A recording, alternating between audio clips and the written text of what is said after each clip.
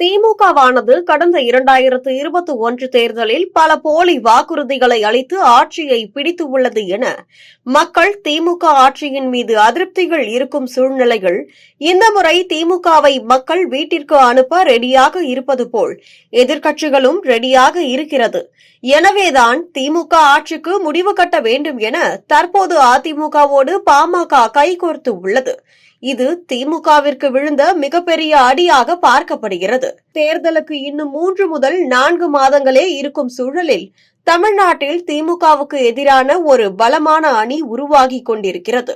ஏற்கனவே அதிமுகவுடன் பாஜக கூட்டணியில் இணைந்த சூழலில் டிடிவி தினகரனின் அமமுகவையும் இணைக்க பேச்சுவார்த்தை நடந்து வருகிறது.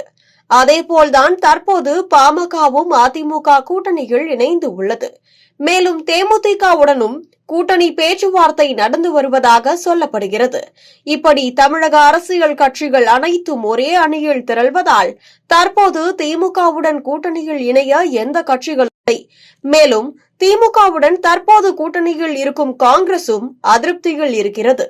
அதோடு காங்கிரஸ் தாவேகாவுடன் கூட்டணியில் இணைய வாய்ப்பு இருப்பதாகவும் அரசியல் வட்டாரங்கள் தெரிவிக்கின்றனர். எனவே திமுக காங்கிரஸ் கூட்டணியில் நிலவும் விரிசல்கள் அதிமுக பாமக கூட்டணிக்கு சாதகமாக அமையும். காங்கிரஸ் அதிக இடங்களை கேட்பது திமுகவிற்கு பெரும் சுமையாக இருக்கிறது. 2011 63 இடங்களில் போட்டியிட்ட காங்கிரஸ் 2021 25 இடங்களாக குறைத்துவிட்டது. அவர்களின் பலம் குறைந்து வருவது திமுகவிற்கு பலவீனத்தையே தரும். மேலும் தலித் சமூகத்திற்கும் திமுகவுக்கும் இடையிலான உறவும் தற்போது கசப்படைந்து உள்ளது.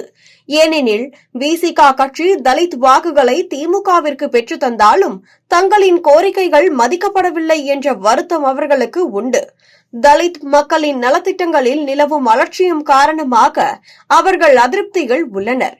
அவர்களின் வாக்குகள் ஒரு சிறு பகுதி மாறினாலும் அது திமுகவின் வெற்றியை பாதிக்கும். மேலும் தமிழ்நாட்டின் 3வது பெரிய கட்சியான நாம் தமிழர் கட்சிக்கும் கடந்த தேர்தலை விட இந்த தேர்தலில் வாக்கு சதவீதம் அதிகரிக்க வாய்ப்பு இருக்கிறது. எனவே திமுக கடந்த தேர்தலில் வாங்கிய வாக்கை விட இந்த தேர்தலில் குறைவான வாக்கு வாங்கி தோல்வியடையும் வாய்ப்பு பிரகாசமாக இருக்கிறது.